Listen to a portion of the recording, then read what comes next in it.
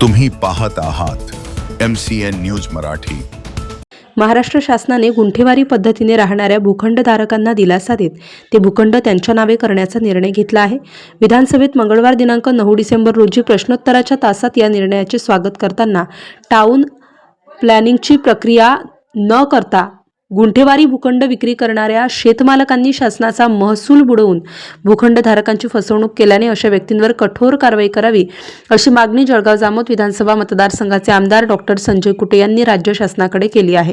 राज्यातील अनेक शहरांमध्ये गेल्या 2 दशकात लेआउट मालकांनी कोणतीही नियोजन प्रक्रिया न करता जमिनीचे छोटे तुकडे करून गुंठेवारी पद्धतीने विक्री केली। या विक्रीला शासन मान्यता नसल्याने भूखंडधारकांना मानक बांधकाम परवानगी, पाणी, वीज जोडणी यासारख्या मूलभूत नागरी सुविधा मिळू शकल्या नाहीत आणि शासनाचा महसूलही बुडाला। नागरिकांकडे घरे असूनही त्याचा भूखंड कागदोपत्री त्यांच्या नावी नसल्याने ते शासकीय योजनांपासूनही वंचित राहिले आहेत। त्यामुळे शासन या प्रकरणी तात्काळ कारवाई करून गुंठेवारी पद्धतीने राहणाऱ्या सर्व भूखंडधारकांना त्यांचा मालकी हक्क अधिकृतपणे मिळणार या शासन निर्णयाचे स्वागत केले आहे। MCN न्यूज मराठी करिता रवींद्र शिरस्कार, जळगाव। अध्यक्ष महोदय, या राज्याचे महसूल मंत्री आदरणीय बावनकुळे साहेबांनी अध्यक्ष महोदय, या राज्याचे महसूल मंत्री आदरणीय बावनकुळे साहेबांनी मुख्यमंत्री महोदय देवेंद्रजींच्या मार्गदर्शनामध्ये एक अतिशय महाराष्ट्राच्या दृष्टिकोनातून गोरगरीब जनता आणि मध्यमवर्गीय जनतेसाठी अतिशय चांगला असा प्रकारचा निर्णय घेतलेला अध्यक्षमध्ये, त्यामुळे मी त्यांचा आभार मानतो, त्यांचं अभिनंदन करतो अध्यक्ष महाराष्ट्र शासनाचं। कारण अतिशय अध्यक्ष महोदय की आपण पाहतोय की महाराष्ट्रामध्ये जे नगरपालिका असतील, महानगरपालिका असतील किंवा नगरपंचायत असतील या रिजन, आणि मी थोडक्यात सांगणार, जास्त काही हे नाही, पण माझ्या मतदारसंघातलं एक उदाहरण देतो तेवढं समजून जाईल पूर्ण महाराष्ट्राची स्थिती काय। शेगाव आणि जळगाव नगर परिषदमध्ये अध्यक्ष महोदय हे जे प्रश्न आहेत तुकड्याबंदीचे आणि गुंठेवारीचे अतिशय कितीतरी वर्षापासून हे प्रलंबित अध्यक्ष महोदय, ते रेग्युलराइज करता येत नाहीत, त्यांना खरेदी करून देता येत नाही किंवा अशा बऱ्याच अडचणी, आणि त्यातही अध्यक्ष महोदय सगळ्यात दोषी कोण अध्यक्ष महोदय? एक तर आपलं प्रशासन आणि दुसरे जे लेआउट धारक किंवा जे विकतात।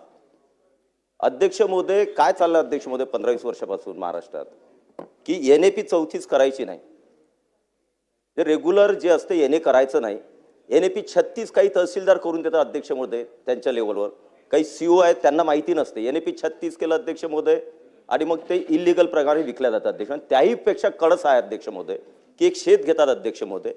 आणि त्यामध्ये इलिगल लेआउट टाकलं जातं, त्याला TP सँक्शन नाही, NA नाही, काही नाही अध्यक्ष महोदय, आणि ते जे प्लॉट टाकलेले असतात 6-6 मीटरचे 4 मीटरचे रस्ते द्यायचे, ओपन स्पेस द्यायचं नाही, आणि अध्यक्ष महोदय नोटरीवर किंवा 100 रुपयाच्या 500 रुपयाच्या स्टॅम्पवर अध्यक्ष महोदय 99 वर्षासाठी त्यांना भाडेपट्टा करून द्यायचा अध्यक्ष महोदय। आता गरीब असतात अध्यक्ष महोदय, त्यांना वाटते आपल्याला प्लॉट मिळते, जागा नसते, राहायला जायचं आहे, त्यामुळे ते त्यांना काहीच माहिती नसते की याचे फॅसिलिटीज काय भेटतील, याचे पुढे काय परिणाम होतील, काही माहीत नसते अध्यक्ष महोदय, आणि त्यामुळे ते गरीब लोक घेतात अध्यक्ष महोदय, छोटं मोठं आपलं घर बांधतात अध्यक्ष महोदय, पण ती जागा त्यांच्या नावावर नसतेच, ती त्या शेतमालकाच्या नावावर अध्यक्ष महोदय अजून, आणि अध्यक्ष महोदय करोडोनी हे वसुली करतात, आणि या लोकांना NA नसल्यामुळे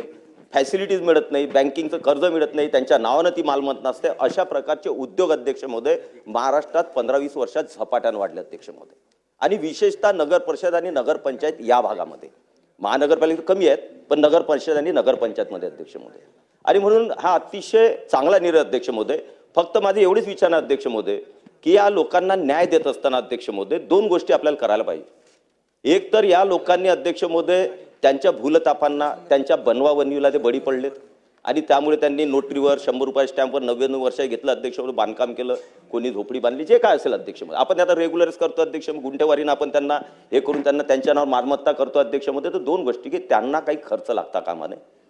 याचा आपण निर्णय करणार आहात का की त्या गोरगरिबांना खर्च लागणार, तो खर्च अध्यक्ष महोदय ज्या लोकांनी बनवाबनवी करून त्या लोकांना या नोटरी किंवा अशा पद्धतीनं प्लॉट विकलेले आहेत किंवा गुंठ्यानं त्यांना दिलेले आहेत, त्या लोकांकडून ते वसुली केले गेलं अध्यक्ष, ही माझी विनंती अध्यक्ष महोदय, कारण ते पैसा कमवून मोकळे झाले अध्यक्ष महोदय, आणि आता शासन त्या गरिबांच्या संवेदना जागून संवेदनांचा विचार करून अध्यक्ष महोदय त्यांना न्याय देण्याचा प्रयत्न करते. पण जे मासे आहेत अध्यक्ष महोदय, ज्यांनी करोडो रुपयाच्या मध्ये कमावले अध्यक्ष महोदय, त्या लोकांना आपण दंड करणार आहात की नाही? त्यांच्यावर काही चौकशी करून ज्या ज्या लोकांनी असे प्रकार केले, आज रेग्युलर करता अतिशय अभिनंदनीय हा